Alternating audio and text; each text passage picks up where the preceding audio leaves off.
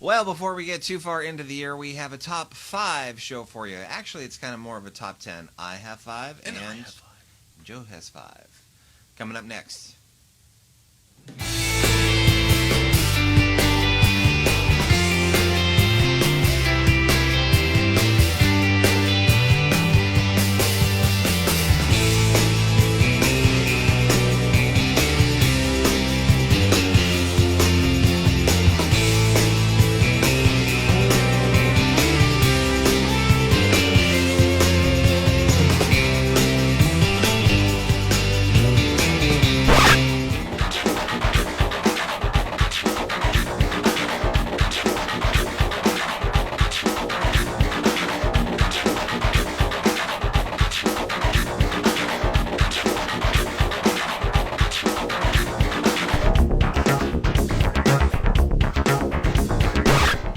Hello, and welcome to another scrumptious mashup edition of Sit and Spin with Joe, and... Hi, I'm Scott with the Righteous Vinyl. Thanks for hitting play on the video and finding out who is on the turntable this time around. And turntable is adequate, especially it's fitting that we're in the home of Righteous Vinyl because we're talking about our top 5 favorite vinyl releases from 2014. So, Each. Joe and I have our little shows, and, we get kind of the same people kind of watching it. I mean, sometimes more people watch him, or it doesn't matter who's watching it, as long as some people are watching it. Right.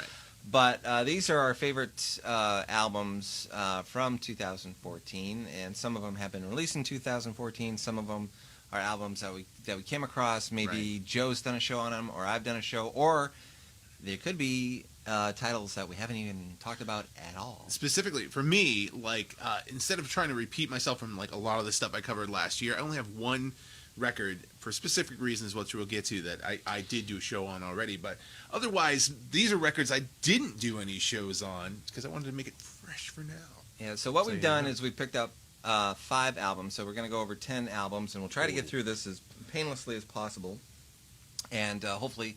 With no cock-ups, but knowing us, there will be one. Yeah, so anyway, but we're going to go. So anyway, so I'll start off, and coming at number 5 here on Righteous Vinyl is Tony Bennett and Lady Gaga with their album Cheek to Cheek. Tracks included on this album are Anything Goes, It Don't Mean a Thing, and of course the title track of the album. Now, this is kind of a feel-good album for me. I like Tony Bennett, having spent time out in San Francisco Can't and go wrong stuff. with Tony Bennett.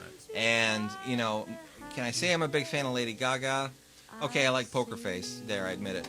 But I've seen Lady Gaga live on talk shows and whatnot, and she really is very talented. Far more talented than most people ever give her credit for. Right, and she does a fantastic job with Tony Bennett.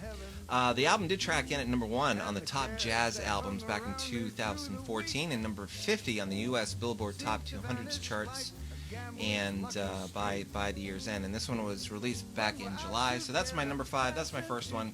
Tony Bennett and Lady Gaga. Excellent choice, Scott.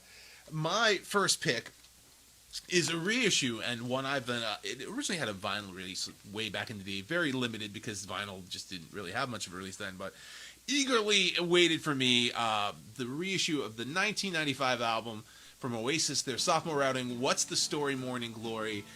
Man, this thing sounds fantastic. It's probably one of the best the album has ever sounded. What's great about it is it comes with a download card of 28 previously unreleased tracks, aside from the album proper, spread out over 2 records on double heavyweight vinyl. Just a great looking package, sounds amazing, and one of my favorite Britpop albums, not to mention one of my favorite albums, period, by anybody. Killer album, all filler, no killer. All killer, no filler, please. But Oasis, What's the Story, Morning Glory, that's my number 1. I got it too, and it's sitting behind me, but I know I had a feeling Joe was gonna pull that one out. So when that came out, that was duplicate each other. Right. Coming up on number 4 on my Righteous Vinyl top 5 is an album by Saint Germain and the album called Tourist, and there's a little bit of a glare on there. Now, if you've never heard of Saint Germain, they're kind of jazzy, new age. They use samples from Blue Note Records, pieces from Miles Davis, Johnny Lee Hooker, Dave Brubeck even. This is this kind of stuff actually I like to listen to in the car. And when Joe and I were out on one of our vinyl excursions, I came across this and went, wow, this is out on vinyl.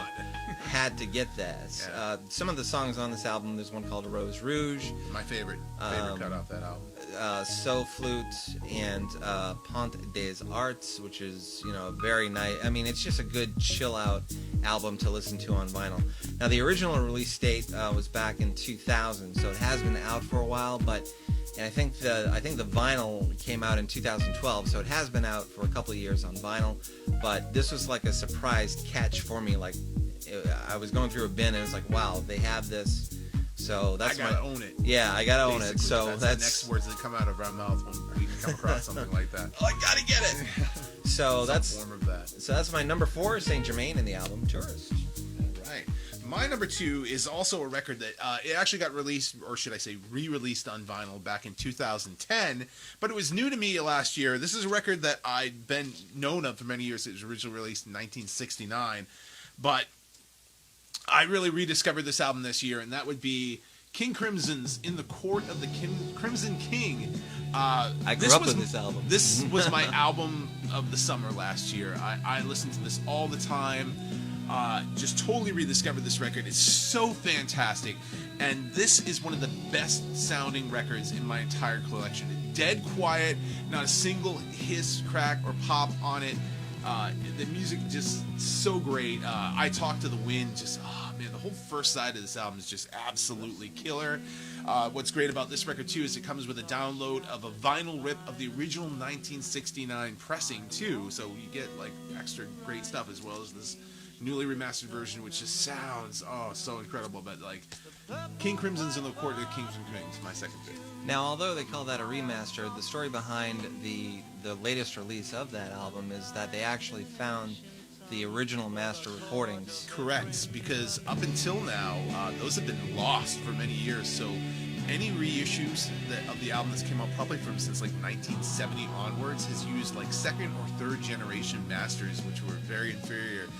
This is the original master tapes cleaned up. Oh man, it's just it's a great album. I also got it behind me too. Yep. I talked to him in the behind. Yeah, it's really gonna get it. Okay, so good. All right, now we get down to the nitty gritty. Now, the last few shows I've talked about this band and all the remasters, and I narrowed it down to one album, one remaster, and it's Led Zeppelin 3 and the remasters from 2014. And of course, this one has Immigrant Song, Since I've Been Loving You, tracked in at number 1 on both the UK and US albums charts. I'm not going to say a lot about it because I've done shows on Led Zeppelin, but my favorite series that come out in 2014 is when all the Led Zeppelin stuff came out. The Zeppelins. Next week, Physical Graffiti comes out, and I believe Coda? Would that be the next one? No. Presence. Presence. Okay. So there's going to be more Led Zeppelin coming out for 2015, and I just narrowed it down because my top 5 would have been all these records: 1, 2, 3, 4, and Houses of the Holy. Yep. So, but that would have been a quick show. When he first got these, he brought them over, and he's like, "Oh, you got to come over and hear these." And we put on Zeppelin 2, and just at the end, we were dead quiet the whole time it was on. And at the end of it, we just both went, "Wow." Yeah. Neither of us spoke, which is rare. Yeah. All right, and for my number 3 pick, this is one of the only ones that I actually did do a show on already. That would be the latest release from the band Sloan. They're from Canada. They're a force-piece band, much like the Beatles, although they're alternative music. Very a power pop band. There's 4. That's all right. There are each of the guys in the band sings, writes, and plays. So what they did with this record, The Commonwealth, was each guy gets a side. That's like all their stuff. So you have Jay Ferguson's side 1. He's one of the guitar players. God, I can't believe I just brain dead and forgot everybody in the band's name except for Jay's. But it's just a solid record. You know, everybody gets one side each. The album's called Commonwealth, so everybody's got a little face on it. And what's great about this album too is not only does it sound good, but this is how a record should be done these days. Solid heavyweight cardstock. The record, aside from getting the vinyl version of the album, also came with a download of the whole thing and a CD copy too, and all that for under $20. There are major label releases that aren't put together half this well and cost almost twice that much. If you can do it, if an indie band can do it for less than that, the majors are kind of ripping you off a little bit. But Sloan's the Commonwealth, fantastic album. This is one of my favorite albums of the whole year period. But this version, like, this is how to do vinyl records right. So that's my third pick. The next two albums are my favorite albums that I was waiting for, where I wouldn't do a show for a while because I was so fixated in waiting for these to come out. My number 2 spot is an album that caused a little bit of controversy, and I still, for the life of me, still don't understand why. And it's the album from U2, Songs of Innocence. And tracks included on this one are The Miracle of Joey Ramone, Volcano, Raised by Wolves. This album tracked in at number 6 on the UK albums charts by year's end, number 2 on the US top rock albums, and number 1 on the US top alternative albums as well. Some people didn't like getting a free U2 How dare album. you give me a record for free, Yeah, damn you! You know? And it's like, and this, and I gotta stop and think here for just a brief second, folks, but this is right up there with Unforgettable Fire, The Joshua Tree. There's nothing... All That You Can't Leave Behind. All That You Can't Leave Behind. There's nothing really pretentious or over the top about it. If you're a U2 fan, I heard a lot of... U2 album. For some reason, I read a lot of mixed reviews about the album. It's solid. It's solid U2. It's one of the most solid U2 records that's ever been released, and I can't believe they even gave it away for free. Right. I mean, there was so much hullabaloo about, like, everybody up in arms and losing their minds because they got a free record on their iPod and oh god, you know. But no one stopped to ask, is it any good? Yeah, it's terrific. It's a great album. It's a great album. This was another album though. When I first got it, Joe and I sat down and we listened to it all the way through, and we were like, there is not one bad track. Not one bad track on the album. Just solid. if you look it up on iTunes, there's you can get a bunch of videos that go along that are made by independent filmmakers. Very cool. And that go along with it. I put on one night and kind of fell asleep in front of it. I think Joe and I watched it after we watched a movie one night. But they're just independent films, independent directors. Some of it's animated.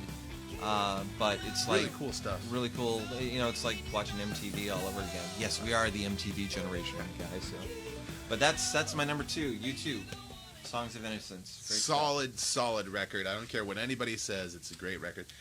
My next pick is also another classic album that has also been issued on vinyl before, but this was a special Newbury Comics exclusive limited numbered edition Jimi Hendrix Experience, his debut album, Are You Experience, on Purple Haze swirled vinyl, 200 gram vinyl of that, and this also sounds fantastic.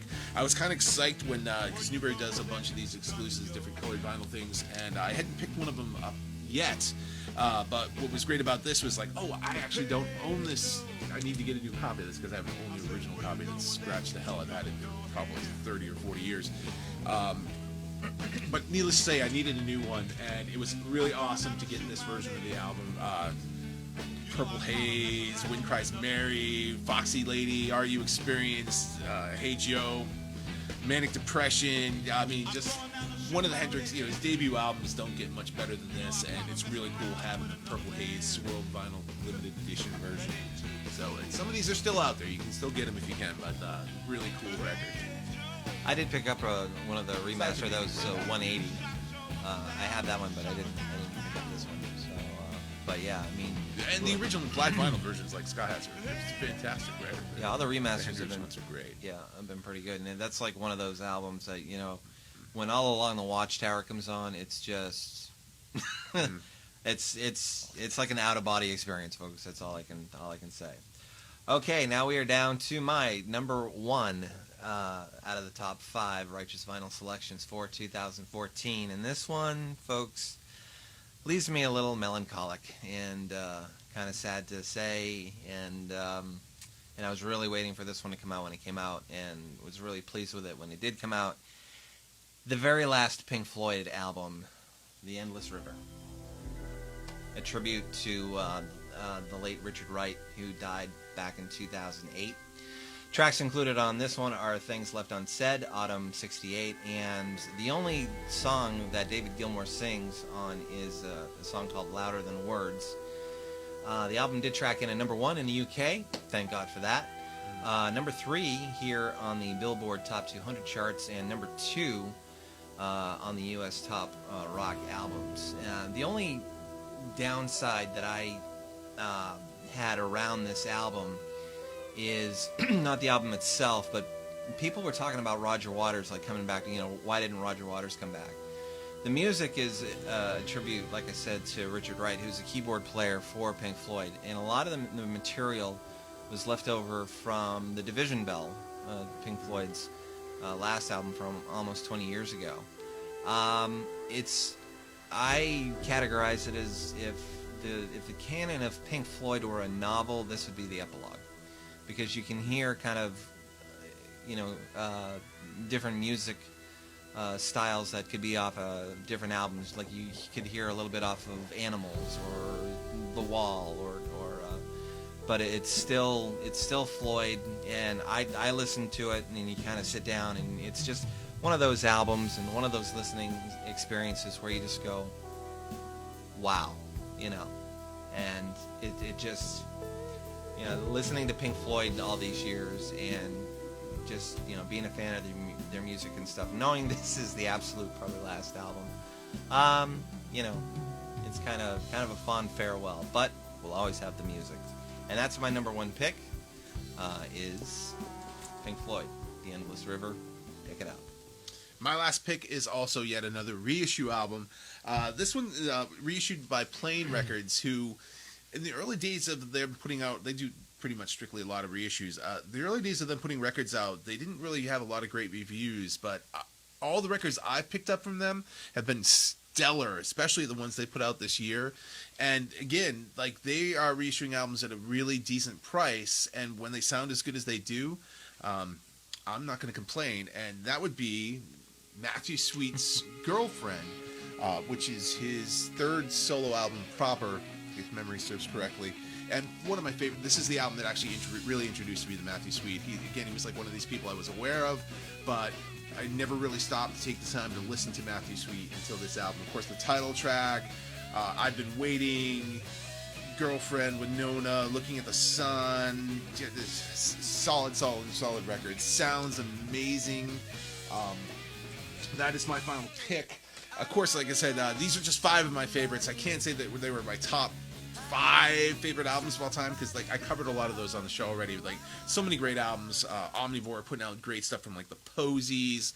Plain also reissued Paul Westerberg's first 2 solo albums, which sounded amazing. They have Suicide Gratification. I probably said that wrong. Coming up in the works too, which is going to be awesome. I think they're also going to be putting out the Grantley Buffalo's Mighty Joe Moon. I'm looking forward to that. Just a lot of other great records that came out this year too.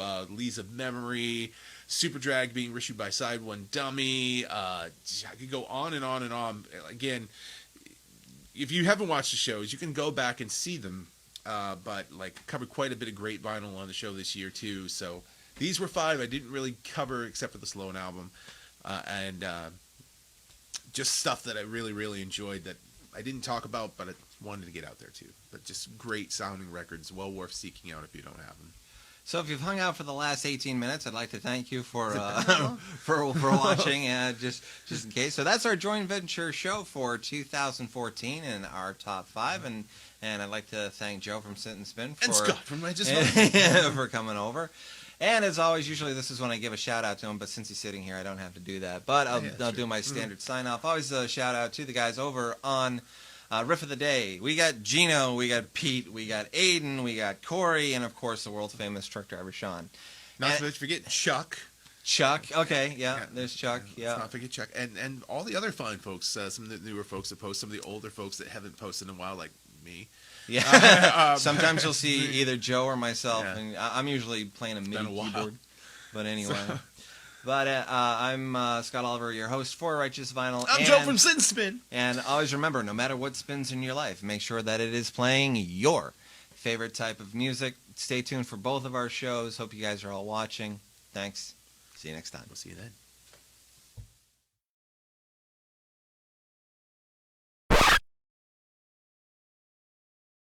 Tracks included on this album include Anything Goes, It Don't Come Easy, and... Oh, wait a minute. It Don't Mean a Thing. Oh, fucked it up already. Come on.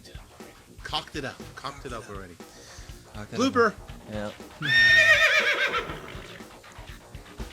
This is easier with this one. Okay.